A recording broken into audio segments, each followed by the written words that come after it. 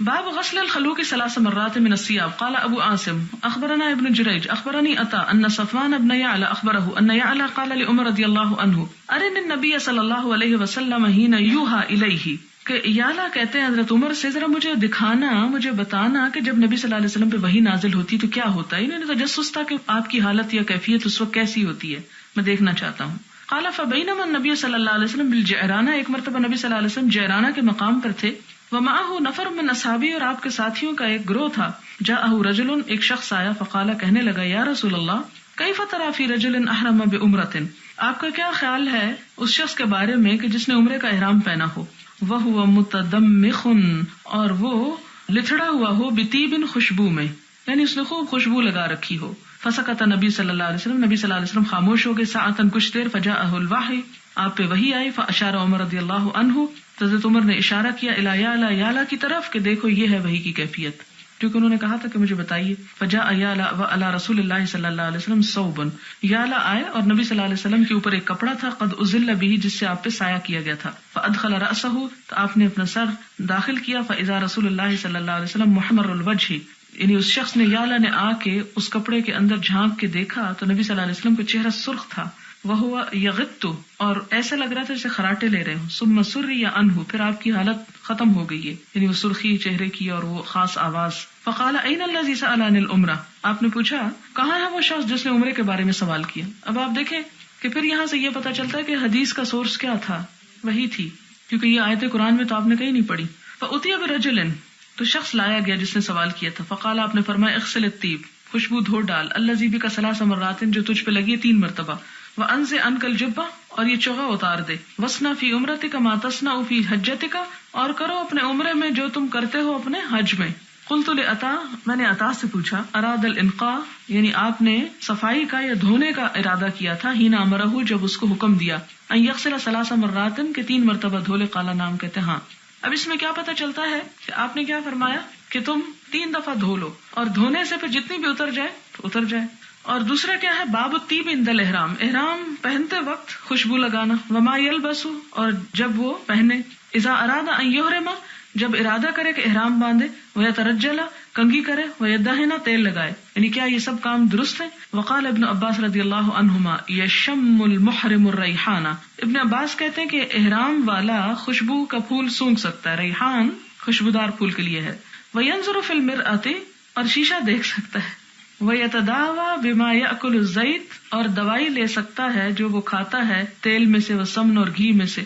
مثلا گھی اور تیل کے ساتھ جو دوائی وہ لیتا ہے، جیسے اب بھی بعض حکیمی دوائیاں جو کہتے ہیں کہ ان کو مکھن کے ساتھ کھائیں یا کچھ، تو یہ بھی کر سکتا ہے. اس سے مراد یہ کہ اور بھی اس قسم کی جو دوائی کسی کی ہیبٹ ہے یا عادت ہے لینے کی تو وہ لے سکتا ہے. وقال عطا، اور عطا کہتے ہیں یتختم، ختم، خاتم کہتے ہیں نا انگوٹھی کو، انگوٹھی پہن سکتا ہے. ویلبس الحمیان، اور اپنا بیلٹ باندھ سکتا ہے. ہمیانی کہتے ہیں بیلٹ کو. تو ابھی آپ نے لوگوں کو دیکھا ہوگا اپنے پاسپورٹ وغیرہ بیلٹ میں باندھے ہوئے ہوتے ہیں. وطاف ابن عمر رضی اللہ عنہما، اور ابن عمر رضی اللہ تعالیٰ عنہ نے طواف کیا. وہ محرمون، اور وہ احرام کی حالت میں تھے. وقد حزم علی بطنہ بثوب، تو انہوں نے اپنے پیٹ کے اوپر ایک کپڑا باندھ رکھا تھا، یعنی ایک طرح سے بیلٹ باندھ رکھی تھی. ولم تر عائشہ رضی اللہ تعالیٰ عنہ بالتبان بأسا، اور حضرت عائشہ رضی اللہ تعالیٰ عنہ نے ان لوگوں کے لیے جانگیاں پہننے میں بھی کوئی حرج نہیں دیکھا.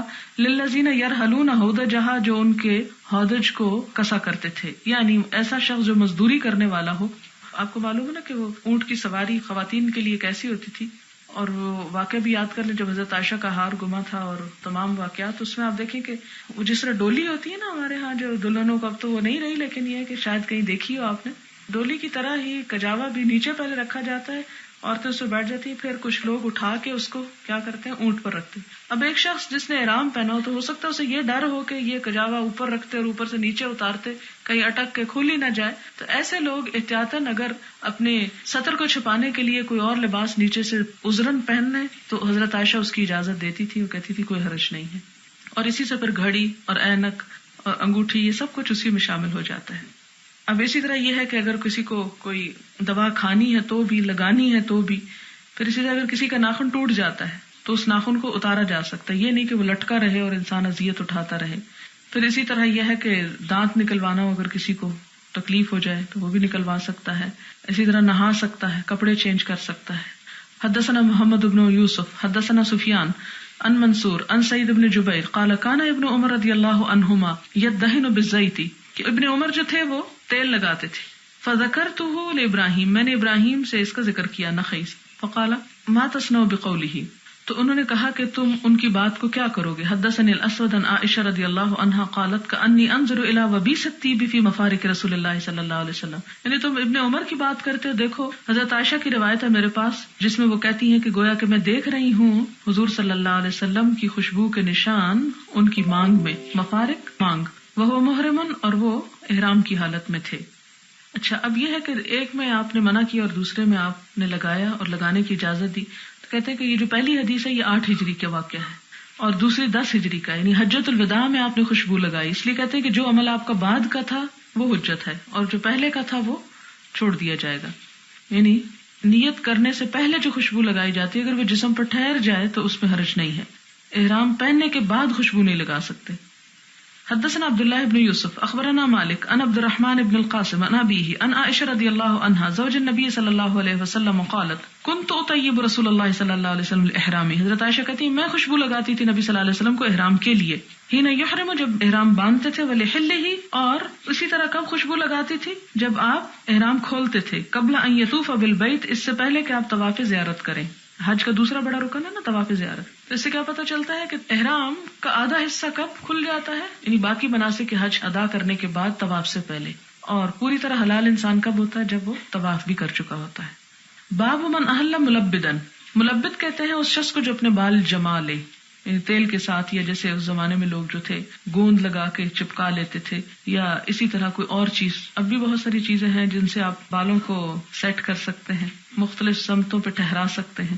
تو اگر کوئی شخص اپنے بالوں کو، جس کے اڑنے والے بال ہوں اور اسے یہ معلوم ہو کہ مجھے مشکل ہوگی، تو ان کو جما کے اگر کوئی چیز لگا کے کرتا ہے عمرہ یا حج تو کوئی حرج نہیں. حدثنا اسبغ اخبرنا ابن وهب عن يونس عن ابن شهاب عن سالم عن ابي رضي الله عنه قال سمعت رسول الله صلى الله عليه وسلم يهل ملبدا.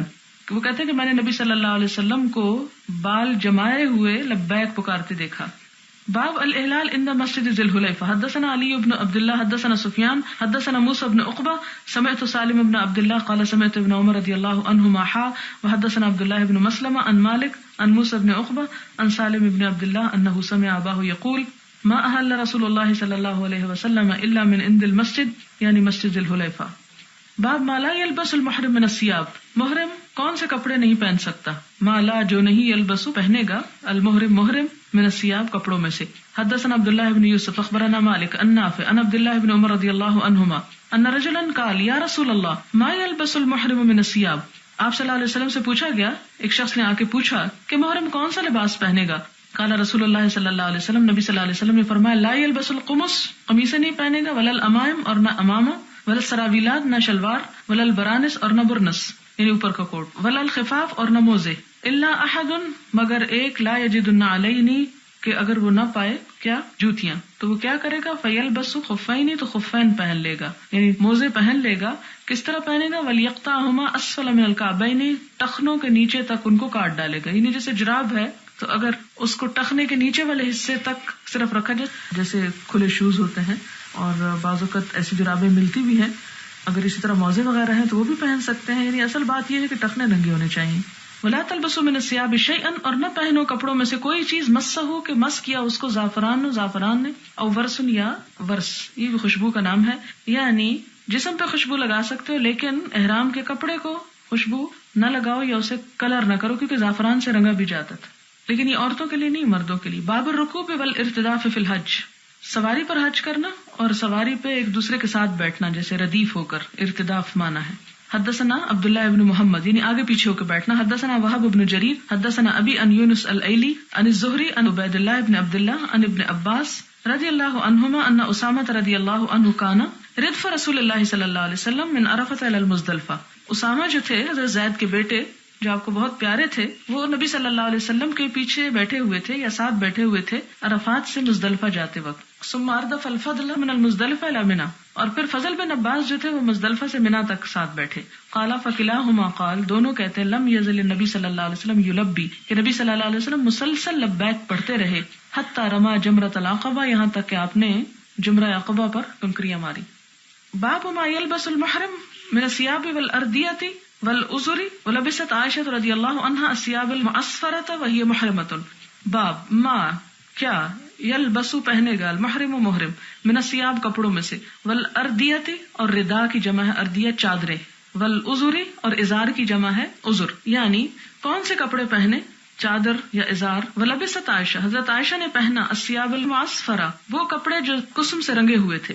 وہی محرمۃ حالانکہ وہ احرام کی حالت میں تھی. وقالت اور کہنے لگی لا تلثم کہ نہ ہونٹ چبائے ولا تتبرقع اور نہ ہی برقع ڈالے ولا تلبس ثوبا بورس ولا زعفران اور نہ پہنے کوئی کپڑا جس پہ ورس یا زعفران لگا ہو یعنی عورتوں کے لیے. وقال جابر لا ارى المعصفر طيبا میں نے نہیں دیکھا معصفر کو کہ وہ اس میں کوئی خوشبو ہو.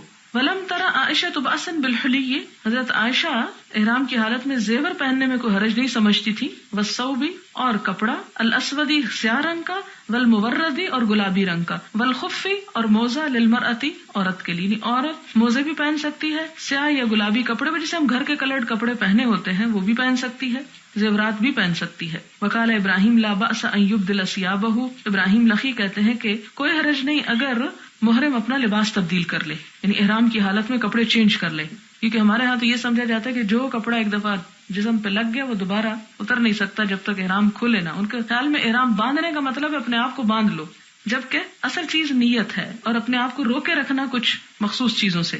اچھا یہ جو لفظ برقع آیا نا تو یہ برقع جیسے آپ نے آج کل بھی دیکھا ہوگا کہ جیسے یہ امارات اور ان علاقوں کی عورتیں اپنے چہروں کے اوپر خاص قسم کی وہ چیز پہنے ہوئے ہوتی ہیں بعض اوقات وہ لیدر کی ہوتی ہے بعض اوقات معلوم نہیں کس چیز کی. تو اسی طرح برقع کہتے ہیں سلے ہوئے کپڑے کو جو چہرے کے لیے استعمال ہوتا ہے اور اس سے یہ پتہ چلتا ہے کہ عام حالات میں وہ پہنتی تھی جبکہ کہا گیا کہ احرام کی حالت میں وہ نہ پہنے جائیں.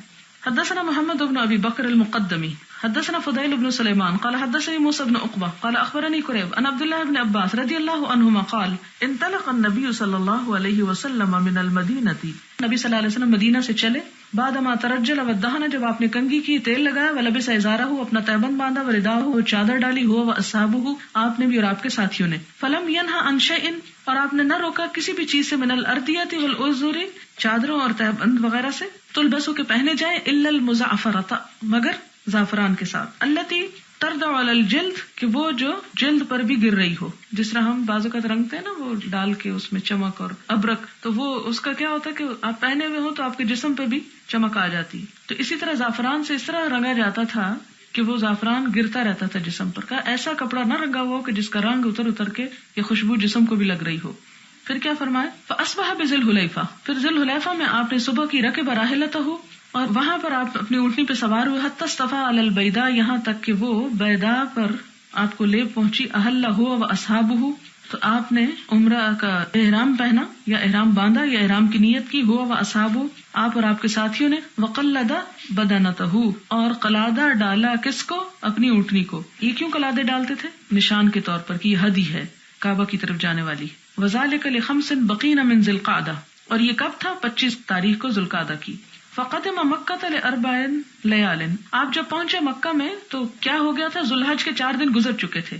خلونا گزر چکے تھے من ذی الحجہ ذی الحج میں سے. تو یہ سفر کتنے دن کا بنتا ہے تقریباً 1 ہفتے کا 8-9 دن کا بنتا ہے کیونکہ 5 باقی تھے ذو القعدہ میں سے اور 4 گزر چکے تھے کس میں سے ذو الحج میں سے. فطاف بالبیت آپ نے بیت اللہ کا طواف کیا. وسعی بین الصفا والمروہ اس کے بعد صفا مروہ میں سعی کی. ولم یحل من اجل بدنہ لانہ قلدہا اور آپ نے احرام نہیں اتارا کیونکہ آپ اپنی اونٹنی ساتھ لے کر آئے تھے. ثم نزل بأعلی مکہ عند الحجون پھر آپ حجون کے پہاڑ پر مکہ کے بالائی حصے میں اترے. وہ محل بالحج اور وہ حج کا احرام باندھ رہے تھے. ولم یقرب الکعبہ بعد طوافہ بہا حتی رجع من عرفہ اور آپ نے دوبارہ کعبہ کا طواف نہ کیا جب تک کہ آپ عرفہ سے واپس نہ لوٹے. وامر اصحابہ ان یطوفوا بالبیت اور آپ نے اپنے صحابہ کو حکم دیا کہ وہ بیت اللہ کا طواف کریں. وبین الصفا والمروہ صفا اور مروہ کا. ثم یقصر من رؤوسہم اور وہ کیا کریں چھوٹے کرائیں اپنے بال. ثم یحلوا پھر وہ احرام کھول دیں. وذالک لمن لم یکن معہ بدنۃ اور یہ اس شخص کے لیے جس کے ساتھ اس کی ہدی نہ ہو. قلدہا جس کو اس نے ہار پہنایا ہوا ہو. ومن کانت معہ امرأتہ فہی لہ حلال اور جس کی بیوی اس کے ساتھ ہو وہ اس کے لیے حلال ہے. والطیب خوشبو بھی والثیاب اور عام لباس پہننا یہ سب کچھ جائز ہے. اس سے ایک اہم بات یہ پتہ چلتی ہے کہ اگر کوئی شخص حج قران کر رہا ہے تو اس صورت میں کیا کرے گا؟ وہ جا کر طواف وغیرہ کر لے گا اور اس کے بعد احرام نہیں کھولے گا جب تک کہ وہ عرفات وغیرہ سے واپس نہ آ جائے.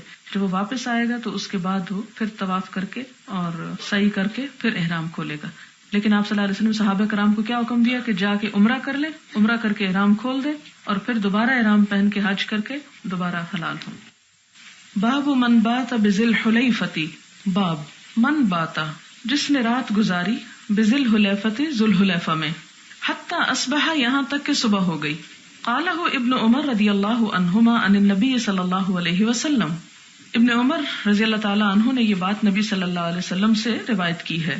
حدثنا عبداللہ بن محمد حدثنا ہشام بن یوسف اخبرنا ابن جریج حدثنی ابن المنکدر عن انس بن مالک رضی اللہ عنہ قال صلی النبی صلی اللہ علیہ وسلم بالمدینۃ اربعا، کہ نبی صلی اللہ علیہ وسلم نے مدینہ میں 4 رکعتیں نماز پڑھی یعنی ظہر کی. وبذی الحلیفۃ رکعتین، اور ذی الحلیفہ میں 2 رکعتیں پڑھی کیونکہ سفر شروع ہو چکا تھا نا آپ کا تو اثر پڑی. ثم باتا، پھر آپ نے رات گزاری، حتی اصبح یہاں تک کہ صبح ہو گئی، بذی الحلیفۃ ذو الحلیفہ ہی میں. فلما رکب راحلتہ، پھر جب آپ سوار ہوئے اپنی اونٹنی پر، واستوت بہ، اور وہ آپ کو لے کر سیدھی ہوئی، استوا مساوی سے برابر یعنی ہموار ہوئی، بالکل سیدھی ہو گئی. احلّا، تو آپ نے لبیک کہی. اس سے کیا پتہ چلتا ہے کہ مدینہ سے آپ حج کی نیت سے نکلے تھے، ذو الحلیفہ میں آ کے آپ نے آرام کیا، پوری رات رہے، پھر وہاں سے صبح احرام پہن کے چلے، تو ایسا کرنا درست ہے.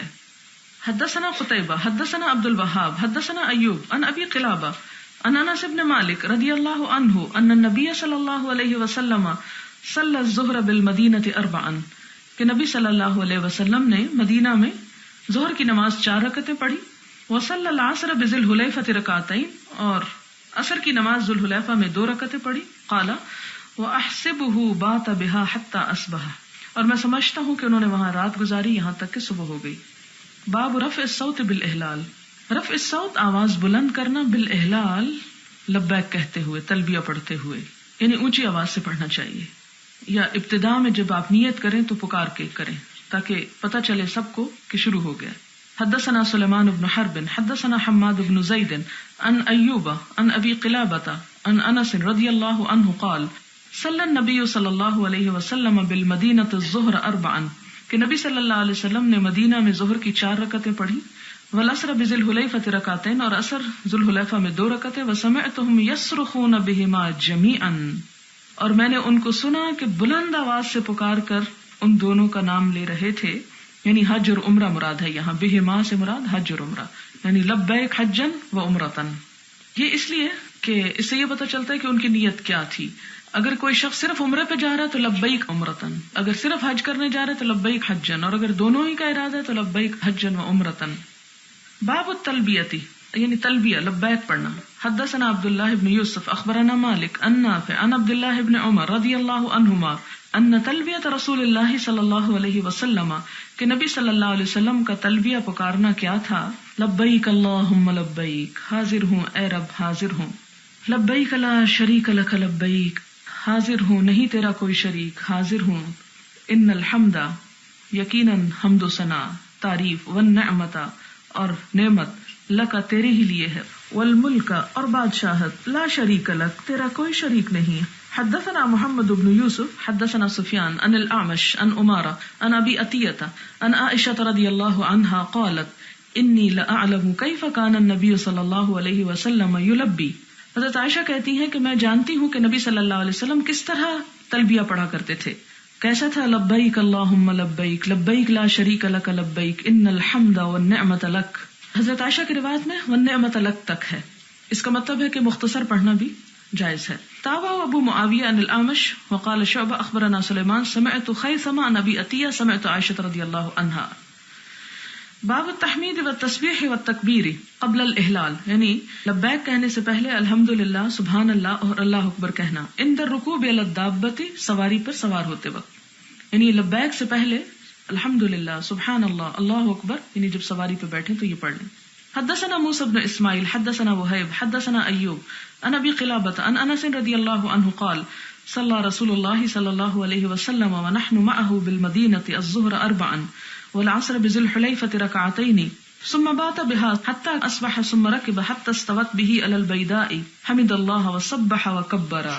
یعنی یہاں کیا پتہ چلتا ہے کہ ثم ركب، آپ سوار ہوئے، حتى استوت به، یہاں تک کہ اونٹنی آپ کو سیدھی لے کے کھڑی ہوگی، على البيداء، بیدا پر. تو آپ نے کیا کیا؟ پہلے الحمدللہ پڑھا، پھر سبحان اللہ، پھر اللہ اکبر. ثم احل بحج وعمرة، پھر حج اور عمرہ دونوں کو پکارا، یعنی ان کی نیت کی. واحل الناس بهما، اور لوگوں نے بھی ساتھ ایسا ہی کیا. فلما قدمنا امر الناس، جب ہم آئے تو لوگوں کو حکم دیا. فحلوا، تو انہوں نے احرام کھول دیا.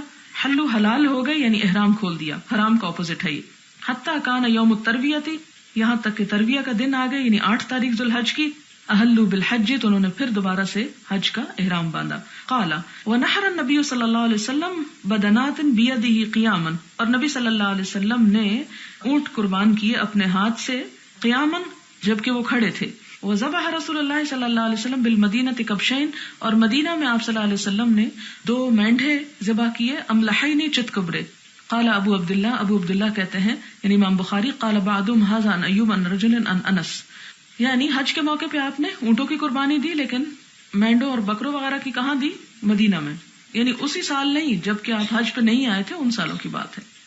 باب من احل حين استوت به راحلته قائمة، جب سواری سیدھی کھڑی ہو اس وقت لبیک کہنا. حدثنا ابو عاصم اخبرنا ابن جریج قال اخبرني صالح بن كيسان عن نافع عن ابن عمر رضي الله عنهما قال احل النبي صلى الله عليه وسلم حين استوت به راحلته قائمة. باب الاحلال مستقبل القبلہ، قبلہ کی طرف منہ کر کے احرام باندھنا. وقال ابو معمر حدثنا عبد الوارث حدثنا ایوب عن نافع قال كان ابن عمر رضی اللہ عنہما اذا صلى بالغداة بذي الحلیفة امر براحلته فرحلت. ابن عمر جو تھے اذا صلی، جب نماز پڑھ لیتے، بالغداة، صبح کی، بذی الحلیفہ، ذو الحلیفہ میں، امر براحلته، تو حکم دیتے اپنی اونٹنی کو، فرحلت، تو اس پہ پالان رکھ دیا جاتا، ثم رکب، پھر سوار ہوتے. فاذا استوت به، جب ان کو لے کے وہ کھڑی ہو جاتی، استقبل القبلۃ قائما، تو وہ کیا کرتے؟ قبلے کی طرف منہ کر کے رک جاتے، یعنی کھڑے ہو جاتے. یہ نہیں کہ اونٹ کے اوپر کھڑے ہو جاتے، مراد یہ ہے کہ اس اونٹنی کا منہ بھی ادھر کر لیتے. ثم یلبی، پھر تلبیہ کہتے، حتی یبلغ المحرم، یہاں تک کہ وہ حرم پہنچتے. محرم یہاں حرم کے معنی. ثم یمسک، تو تلبیہ کہنا چھوڑ دیتے. حتی اذا جاء ذاتون، یہاں تک کہ جب ذی طوا میں آتے، ایک وادی کا نام ہے، بات بھی، تو وہاں پر رات رک جاتے. بات بیت سے ہوتا، بیت گھر کو کہتے ہیں، اور گھر وہ جگہ جہاں انسان رات گزارتا ہے. حتی یصبح، یہاں تک کہ صبح ہو جاتی. فاذا صلی الغداۃ، جب صبح کی نماز پڑھتے، اغتسل، غسل کرتے، وزعم، اور سمجھتے تھے، ان رسول اللہ صلی اللہ علیہ وسلم فعل ذلک، کہ نبی صلی اللہ علیہ وسلم نے ایسا ہی کیا. تابعہ اسماعیل عن ایوب فی الغسل، اور ایک اور روایت میں بھی غسل کا ذکر ہے. اس سے مراد یہ کہ مکہ میں داخل ہونے کے لیے پھر وہ دوبارہ غسل کر لیتے، کیونکہ دور سے آتے، کئی دن کا سفر ہوتا، گرمی، دھوپ، مٹی، سفر کی تھکان، تو وہ یعنی عمرہ پھر شروع کرنے سے پہلے نہا لیتے. تو ہمارے ہاں عموماً یہ سوچا جاتا ہے کہ جب احرام پہن لیں تو پھر نہانا مکروہ ہے. حدثنا سلیمان بن داود ابو الربیع حدثنا فلیح عن نافع قال كان ابن عمر رضی اللہ عنہما اذا اراد الخروج الى مکہ ادہن بدہن.